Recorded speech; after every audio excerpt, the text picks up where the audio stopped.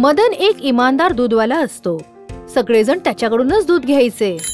दूध घ्या, दूध, ताजे ताजे दूध, दूध घ्या. मदन भाऊ, जरा 1 किलो दूध द्या बरं. हो हो भाऊ, का नाही. मदन, आधी मला दूध दे. माझ्या मुलाला फक्त तुझ्याकडचंच दूध आवडतं. हं, त्याला दुसऱ्या कोणाचं दूध आवडतच नाही. मुळी आवडणार पण कसं? मदनचं दूध इतकं छान असतं की मग कोण्या दुसऱ्याचं दूध आपल्याला आवडतच नाही. त्याचं दूध एकदम शुद्ध आणि ताजं असतं. जेव्हापासून मदनने दूध विकायला सुरू केलंय ना, तेव्हापासून आम्ही दुसऱ्या कोणाकडून दूधच नाही घेतलं. आम्ही तर फक्त ह्याच्याकडचंच दूध खरेदी करतो. मदन आपली स्तुती ऐकून खूप आनंदी होतो. तेवढ्यात एक बाई त्याला आवाज देते.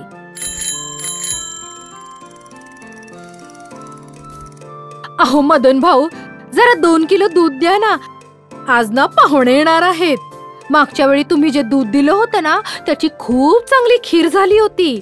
आणि आज पण त्याच पाहुण्यांनी सांगितलंय की फक्त तशीच खीर बनवा जशी मागे बनवली होती.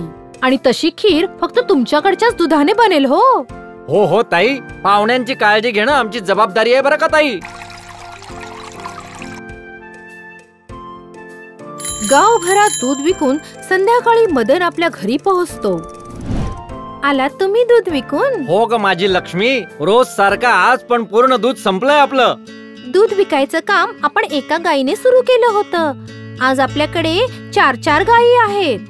आणि हे सर्व आपल्या प्रामाणिकपणाचं फळ आहे. हो हो माझी लक्ष्मी, ही सगळी प्रामाणिकपणे मिळवलेल्या भाकरीची किंमत आहे. बेईमानीने लाखो रुपये कमवल्यापेक्षा आपल्या मेहनतीने खाल्लेली सुखी भाकरी पण गोड लागते अगं. मदन आपल्या व्यापारामुळे खूप आनंदी होता. आणि सर्वात जास्त आनंद त्याला लोकांच्या विश्वासामुळे होता, जे गावाभरातले लोक त्याच्यावर करायचे. त्याच गावात प्रकाश नावाचा एक दुसरा दूधवाला राहत होता, ज्याच्याकडून कोणीच दूध घ्यायला पसंत करत नव्हतं. काय माहित हा मदन दुधामध्ये काय मिसळतो की प्रत्येक जण याच्याच कडून दूध घेतं. आणि एक मी आहे ज्याच्याकडे माशा मारण्या व्यतिरिक्त दुसरं काही कामच नाही. अरे काय प्रकाश, काय म्हणतोस मित्रा? जगतोय तुमच्या छत्रछायेखाली. काम धंदा कसा चालू आहे तुझा? अरे माशा मारूनच गुजारा सुरू आहे आपला. अरे भाऊ, प्रामाणिकपणे आपला धंदा केलास ना तर काम धंदा पण खूप चांगला चालेल. तू तर माझा धंदा चौपटच करून टाकलाय मदन. तुझा धंदा मी कसा काय खराब केला प्रकाश? मी तर आपलं प्रामाणिकपणे आपलं शुद्ध दूध विकतोय आणि म्हणूनच सगळे माझ्या शुद्ध दुधाची तारीफ करतात. आणि तुझं जर भेसळयुक्त दूध कोणी घ्यायला तयार नसेल तर माझी कशी काय जबाबदारी ती? मी तुझे ग्राहक नाही तोडले, ते स्वतःहून चालत माझ्याकडे आले.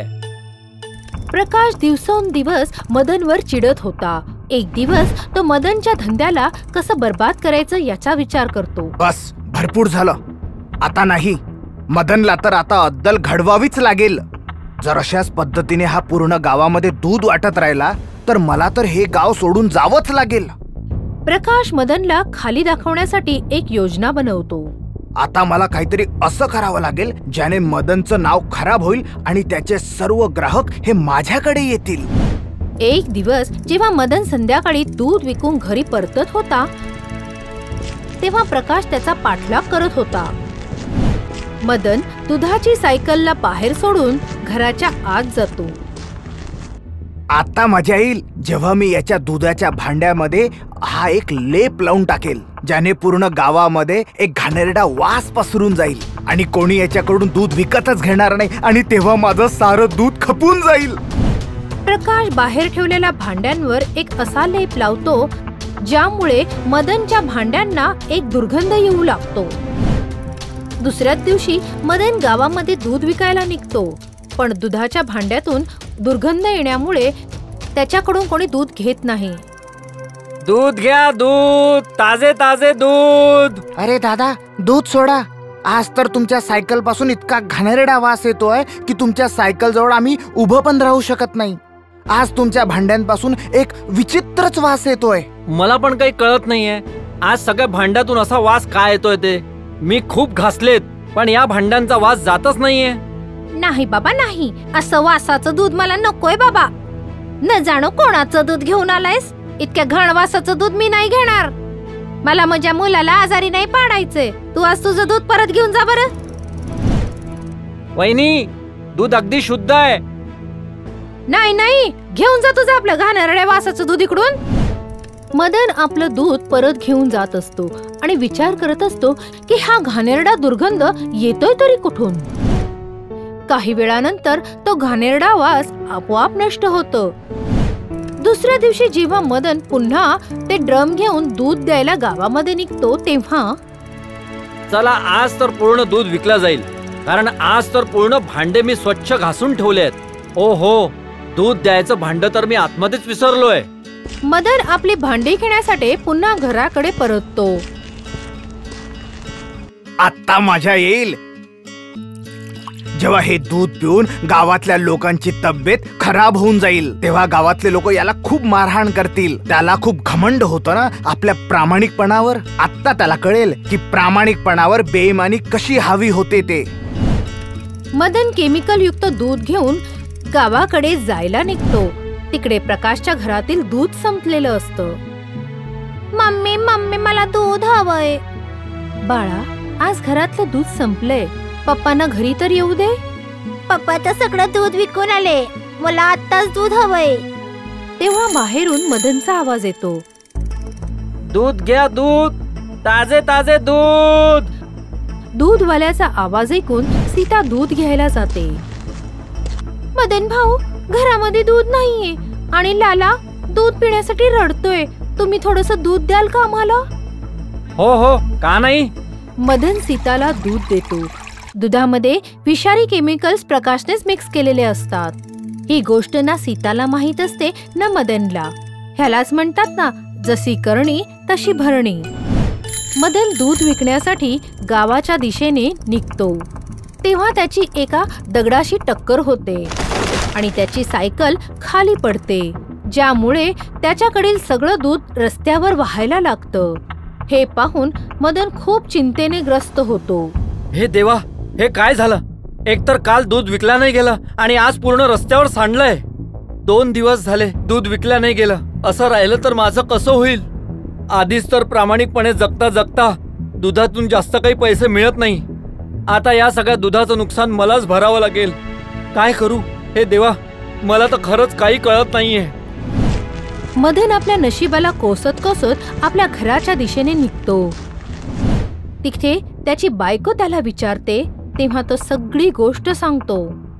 तुम्ही एवढी काळजी का म्हणून करताय? यात नक्कीच काही ना काही चांगलं लपलेलं असेल. आपल्याला जे चांगलं लागतं ते देव आपल्याला देत नाही, उलट तो ते देतो जे आपल्यासाठी चांगलं असतं.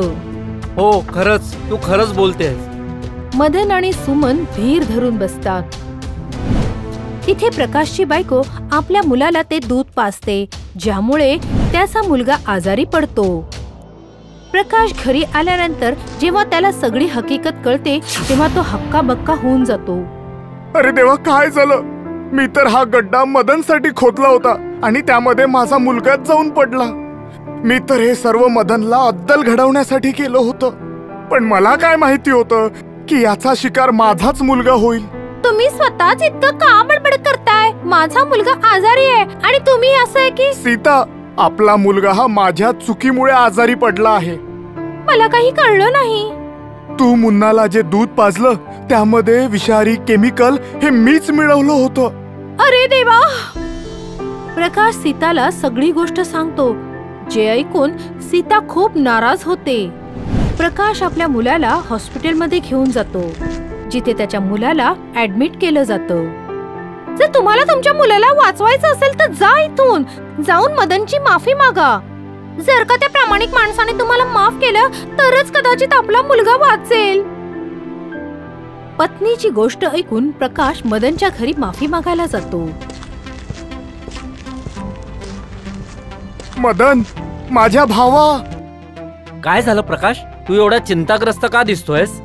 मी तुझा अपराधी आहे मदन. त्या दिवशी तुझ्या दुधाच्या भांड्यात घाणेरडा वास येणारा लेप मीच लावला होता आणि आज तुझ्या दुधामध्ये ते विषारी केमिकल मीच मिळवलं होतं आणि वाईट नशिबामुळं ते विषारी दूध माझ्याच मुलाने पिलं. मला माझ्या चुकीचा पश्चाताप आहे. मला माफ कर मदन. माझ्या घरी थोडे पैसे आहेत, मी तुला ते देतो. तू जा, आपल्या मुलाचे प्राण वाचव. मदनची इतकी सहानुभूती बघून प्रकाशच्या डोळ्यांमध्ये अश्रू येतात आणि तो जोरजोराने रडायला लागतो. मला माफ कर मदन, मी तुझ्याविषयी वाईट विचार केला आणि तू तरीही माझ्यासोबत सहानुभूती दाखवली. मला माझ्या केलेल्या कृत्याची खूप लाज वाटत आहे आणि त्याची शिक्षा मला मिळाली, पण मी तुला माफी मागायला आलो आहे. मला माफ कर मदन. अरे तुला माफ करणारा मी कोण आहे? तुला आपली चूक कळली आहे ना, आणि तुला पश्चाताप पण आहे त्याचा. हीच तुझी माफी आहे. तू खूप चांगल्या मनाचा माणूस आहेस मदन. चल प्रकाश, आता तुझ्या मुलाला भेटायला जाऊया आपण. खरं तर आता या वेळेला तुझी जास्त गरज आहे त्याला. मदन आणि प्रकाश दोघेही हॉस्पिटलमध्ये पोहोचतात. तिथे जाऊन त्यांना कळतं की प्रकाशच्या मुलाच्या जीवाला धोका नाहीये. हे ऐकून प्रकाशच्या जीवात जीव येतो. आता प्रकाश केव्हाही भेसळीचं दूध न विकता शुद्ध दूध विकायचा आणि त्याने लोभ करायचं पण सोडून दिलं. मदन आणि प्रकाश दोघेही हसत खेळत आपलं जीवन व्यतीत करतात. तुम्हाला जर आमचा हा व्हिडिओ आवडला असेल तर प्लीज आमच्या चॅनलला सबस्क्राईब करा आणि हो, व्हिडिओला लाईक आणि शेअर करायलाही विसरू नका. धन्यवाद.